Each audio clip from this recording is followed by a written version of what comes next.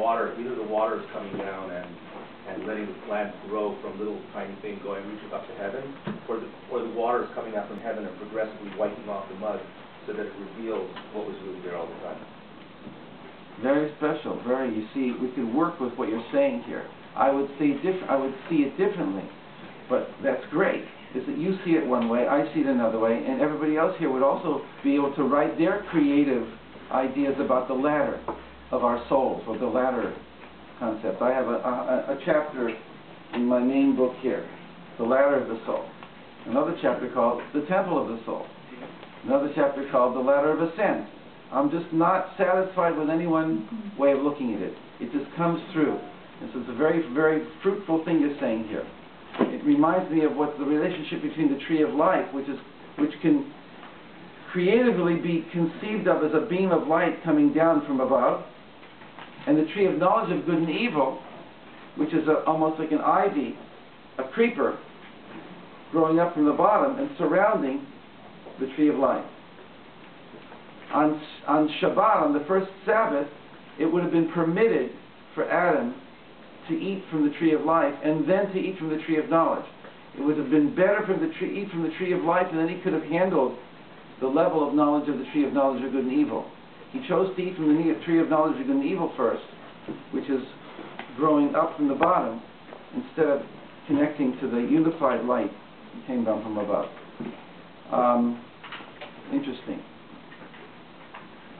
Whatever the case, there are many different ways to look. The angels going up, the angels coming down. There should be a flow. So, I don't want to confuse anybody, but again, we are a complete structure within ourselves.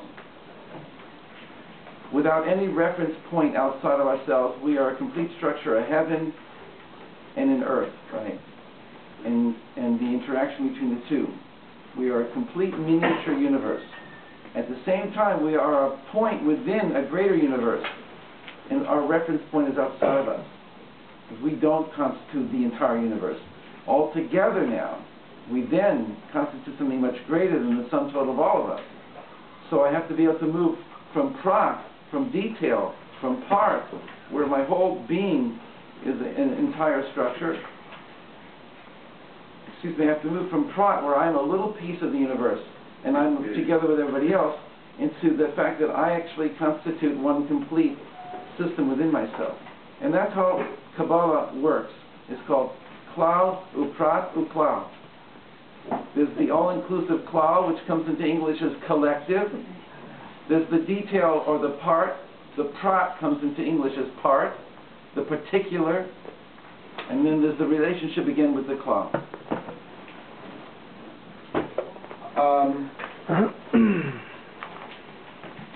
So for the moment, a little 20-second, just a little 20-second thing, the breathing in and out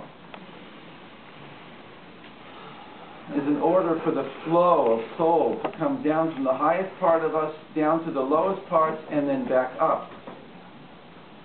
The dynamical flow of up to down and down to up.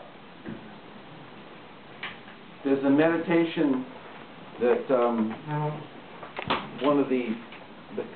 a meditation system called Opanim. Opanim.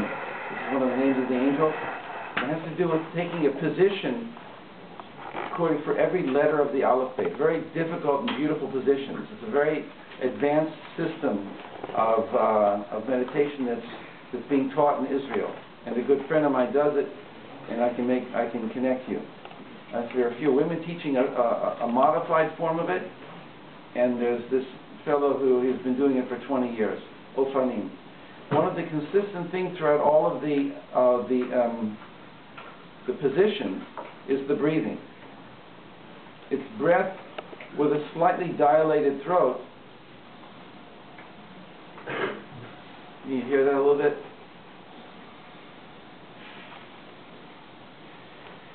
Right? It sounds like a balloon a little bit, right? And then also dilated coming out. You breathe in to 10, and as you're doing it, you move your consciousness from here to here, to here, to here, to here, to here, to here, to here, to here, to the floor. That's 10 points, corresponding to 10 sphirot. Very quickly, You just move your consciousness very adeptly. There's no physical movement in and of itself. You're moving your consciousness. It's very important to learn how to move our consciousness. Lahavdil, there's a system called Feldenkrais, Moshe Feldenkrais. And I just went to 2 classes once. The practitioner told us to lie on the floor on a mat and said, move your right shoulder. So we moved our right shoulder. Then he said, move your right shoulder without moving your right shoulder. And we all said, huh? What are you talking about? What are you supposed to do? He said, just try and move your right shoulder without moving your right shoulder. Meaning to say, with your mind, move your right shoulder. And he said that part of the theory of Feldenkrais was that action takes place on numerous levels. And the most external one of them is the actual physical movement. But you can actually move without moving. And that was a big breakthrough idea. You can move, you can learn to concentrate and focus on different parts of your body without even the slightest movement. And there can be very important uses for such a thing. And then, in terms of Jewish meditation, you can, once you practice a little bit of moving your consciousness within your body, you can move your consciousness up above into realms above it. And you ask, well, how do I do that? Just, well, practice moving your consciousness. Practice moving your focus. Very lightly. Not any effort at all. As they would say in the East, no effort. Very little effort. Okay. Try too much, no good. Camera's down. Okay. So, where are we? You know, I might not get too far in this, but those of you who have this text, it really goes into a very amazing teaching, and if you don't, I'll send it to you as an email, but you have to write to me. Because I'll send it to you. And I have a lot of things I can send to you. And I've been told that it's time for me to make an interactive blog where people who are reading my books can be connected with each other, and I can answer. What I do now is basically I answer individual emails, and it's just too much. I can't do it. It's just bogging me down. So somebody's going to help me get my act together so I can interact and have less chugging along, but more for it. So there's a lot to do. I want to go to the next thing. It says Ruach Chaim. We're on the first page here of this little text I gave you. Ruach Chaim on Avot 1:1. Ruach Chaim, the author of that is Rabbi Chaim of Volozhin, the chief disciple of the Gaon of Vilna. And it's an amazing teacher. He is an amazing teacher.